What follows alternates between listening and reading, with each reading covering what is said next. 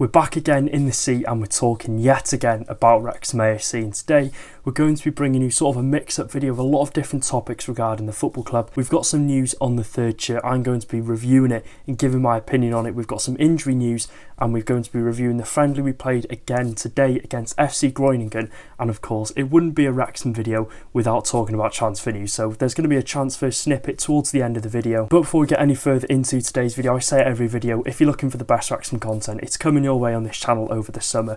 We're on the road to 29,000 subscribers. It's a free subscription on YouTube, so if you look down there and see you're not subscribed, it would help me out a lot. And like I said, we're on the road to 29,000 subscribers. Make sure to drop a like. Let's go for 450 likes on today's video, and let's get talking first on our new third shirt. Our third and final shirt for our return to the championship season has been released a couple of days ago, and it's definitely caused a bit of debate across social media for the wrong and right reasons. It'll be on screen when I'm talking, and it's definitely a bold and prominent design, but one that holds a lot of history and meaning to it. Of course, it's a tribute to Patagonia, and it's the anniversary of the first settlers' arrival. In my opinion, I absolutely love the detailing of the shirt, the thought that's gone behind it, and I think that can be said for all three of the shirts. Of course, you've got the home shirt being a nod to a shirt we had in the 80s, the away shirt being obviously the Welsh flower, the daffodil, having that tribute to it, and of course the third shirt being Patagonia designed. I think it's a really good touch from Macron, and they've really put a lot of hard work in behind the scenes this season. I think if you're looking at the third shirt, it's a prominent design. It was always going to be, of course, using the colours of Argentina and incorporating that into a Wrexham shirt. Obviously, Wrexham's first colours in the club's history were blue and white, but of course as time goes on, the newer fans might think, oh, we're playing in blue and white similar to Chester, but blue was an original colour of the shirts that Wrexham did used to wear. So I think obviously as time goes on, those people that support the club might not have known that, but I think it's always going to be a bit of an interesting topic, of course, having a blue shirt, and I think it was always going to be hard to create a shirt that you wanted to be history based and you wanted to commemorate, of course, the first settlers' arrival in Patagonia, the anniversary of that, and of course Patagonia in general. But I think overall they've done a very solid job on it. Obviously do like the stripes going across the shirt. You can see the subtle design obviously in the stripes with the white Argentina flag going across those. I think it's really, really nice, and I like all the slight detailing they've put in, all the minute detailing. But the only thing I can sort of not really disagree on but sort of hate on a bit is the red detailing on the shirt in terms of the Macron logo and the club badge, and I think it obviously does come on the cuffs of the collar as well. I think if that was navy or black, it would have been an absolutely stunning shirt, and I think it was always going to be difficult and always going to be a hard ask having blue and white going well on a football shirt. I don't think it looks completely horrible, but I do think it could have been a lot better, and I think it would have looked a lot more clean having either navy or black. If that was it, then I think that would be a 10 out of 10 shirt, but I think overall I think it is an 8 out of 10 shirt. It's really, really nice in my opinion. It's bold, and my first opinions were that is very, very bold. That's going to stand out this season when we do wear it, and I've learned over time to not completely judge a shirt as soon as it comes out, to actually read about the shirt, the history. Of course, when you see the blue and white, I obviously knew it was going to be a touch to the Patagonia, obviously with the Welsh heritage and history they do have in the place in Argentina, and I think this is probably the shirt as well that's been best received by the Wrexham fans on social media, in terms of a lot of fans obviously liking the history and the thought that's put behind it, and of course the overall design of the shirt. In my opinion, I think it's really nice, but I do think it's a shirt that will continue to grow and grow and grow on me over time, and I think it will definitely help when we see the players wear it for the first time, whether it'll be in an away game. We really don't know yet, but I think it will look really, really smart, and like I said previously, they've done such a good job in incorporating the history of Wrexham and Wales into the shirts, because it's a big season for Wrexham. It's a historical season, of course, our first season in the second tier for 40 years.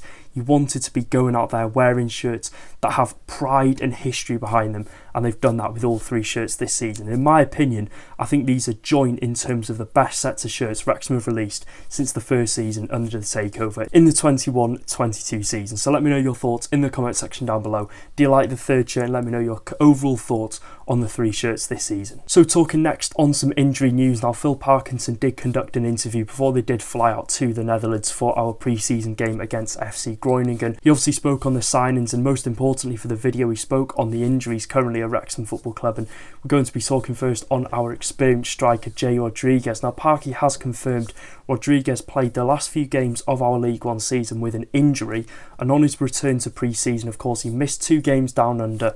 He made that following appearance, I think, in the final game of our pre-season tour, or the second to last game, I can't remember. But Parky said in that game he was still feeling the effects of his injury.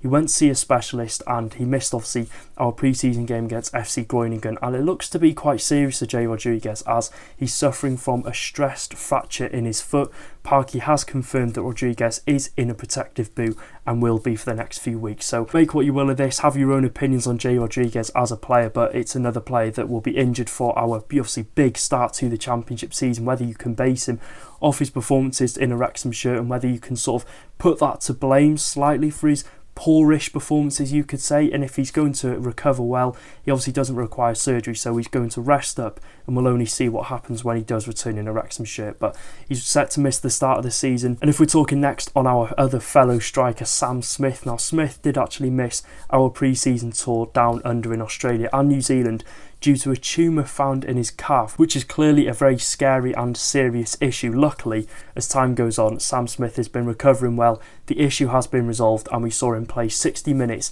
in a pre-season friendly today against an FC Groningen 2 team, so it's good to see him back in action and it's all cleared up now, which is really good to see, and I think it will be obviously evident that he will be in our squad contention for our game against Southampton. Talking finally now on Ollie Rathbone, and yeah, it doesn't look amazing on Rathbone's front. It could be worse, but I think it definitely could be a lot better for Ollie Rathbone. He's out of his protective boot, which of course he went straight into after his injury in Australia, and he's been to see the specialist, and luckily he's not going to require surgery going into obviously the next few weeks and the incoming of the Championship season, which I think is really, really good and a big bonus, but it's still a severe injury. And Phil Parkinson has said he's set to spend an extensive period out of action. It wasn't confirmed how long, but those words from Parky, you're probably looking at the first 4 or 5 Championship games of this season, which again isn't ideal. We've recruited obviously a lot in the midfield this season. Lewis O'Brien's come in, who will possibly play the role of Ollie Rathbone in those upcoming games. You're looking at probably a midfield 2 with Lewis O'Brien and Matty James,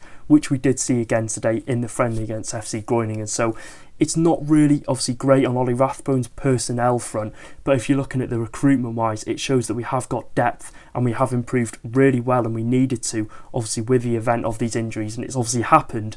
So having Lewis O'Brien and Matty James in midfield isn't the end of the world. You've obviously got that playmaking flair, you could say, in Lewis O'Brien, and then the experienced head in Matty James, who will just conduct the play in the midfield. So it's a big miss because obviously he was a key player for us last season, but again, looking at our recruitment, it could have been a lot worse. Talking next on transfer news now, Wrexham have reportedly shown an interest in signing Wolves and Brazilian right back PEDRO Lima on loan for the upcoming Championship season, as the 19-year-old is in search of regular game time after not getting that at Premier League side Wolverhampton Wanderers last season. Now, it doesn't really make too much sense to me, this possible signing, because PEDRO Lima is obviously leaving Wolves. It's guaranteed, it's nailed, and we'll talk about why later on in the video. But if you're going out to get regular game time at a good level, obviously he's looking for that Championship move, which I think he'll easily get. But will that be at Wrexham? You're looking at in that right wing back spot, you've got Ryan Barnett, who had a very good first half of the season, and obviously with Longman coming in as well in the January transfer window, he had a string of really good performances and obviously kept that right wing back spot for himself. So you've got Barnett, who had that good first half, and Longman that good second half. So they're 2 players that I don't think Phil Parkinson is going to look at and think, we're going to budge you out of the way for a 19-year-old who has played 6 games in English football. So I would struggle to see how Phil Parkinson would approach this to Lima and his agent to say, we're going to guarantee Lima game time every single week, which again I don't think is going to happen, and I think it is going to take a lot for Lima to come to Wrexham, adapt to the style of play that we do play and adapt to the environment of Wrexham, and completely knock Barnett and Longman out of the starting 11. So I think it will be tough, and this does make me sort of question the credibility and the source behind this possible transfer. But if Parky is looking to strengthen even more in that right wing back position, I would certainly not say no to this. Of course, I think it was evident that Wrexham are going to get that young player from maybe a Premier League side on loan for the upcoming season, because it's clear Lima is a very talented player and he would have to really fight for his place in this side. And as well, talking on talent wise, we've seen it last season, last July, Lima had a transfer battle with Wolverhampton Wanderers and Premier League and worldwide giants Chelsea, as they were obviously going head to head in a battle to sign him. Wolves won the race to sign him for £8.5 million, which is a massive transfer fee. Of course, at the time, Matheus Cunha, who did play for Wolverhampton Wanderers, he's now at Manchester United, played a massive role in getting Lima to Wolves. So it's not really too great for him personnel-wise, like I said, coming into the club. Obviously, for a big transfer fee, a lot of expectation. Of course, any Brazilian young talent that comes into your club, you're expecting them to set the world alight because of obviously the history. They're renowned for obviously kicking on and having great careers and being really, really talented. But he only went on to play 6 games in all competitions for Wolves, only 3 of those coming in the Premier League. And that's a question as to whether he's struggled to adapt to English football or he's struggled with the competition in front of him. You're looking at the likes of Matt Doherty, Nelson Semedo, 2 experienced players and 2 quality players that, again, a 19-year-old isn't just going to come in and completely knock out the starting 11 unless there was something really special about him. And I think for himself, it was a really disappointing first season in English football. Of course, he's 19 years old. You can't really base it too much, and I think it's going to do him the world of good going out on loan, getting 30, 35, 40 games under his belt this season, going back to Wolves with that experience in the men's game. Again, I think it's the right idea for him to seek game time elsewhere, but whether that is going to be at Wrexham or not, yeah, I really don't know. And quickly talking on our pre-season game against FC Groningen today, obviously the second string team lost 1-0 in a pre-season friendly behind closed doors, and obviously the stronger team lost 3-1 to them. So yeah, not really a great day in general, but it's a good opposition, FC Groningen.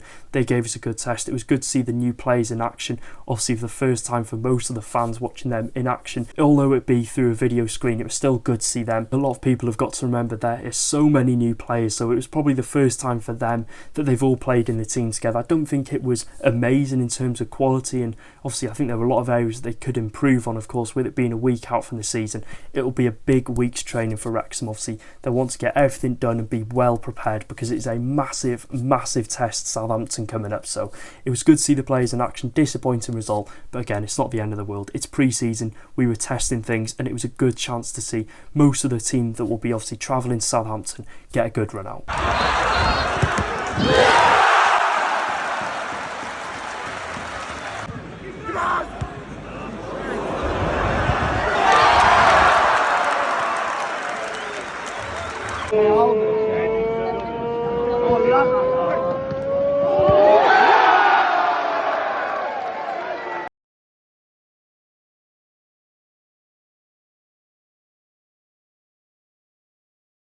So yeah, that is it for today's video. If you did enjoy, make sure to drop a like, subscribe as well. Like I said, we're on the road to 29,000 subscribers. And yeah, let me know your thoughts on the friendly today against FC Groningen, and let me know your thoughts on all the topics I've talked about in today's video. But until then, take care guys, up the town.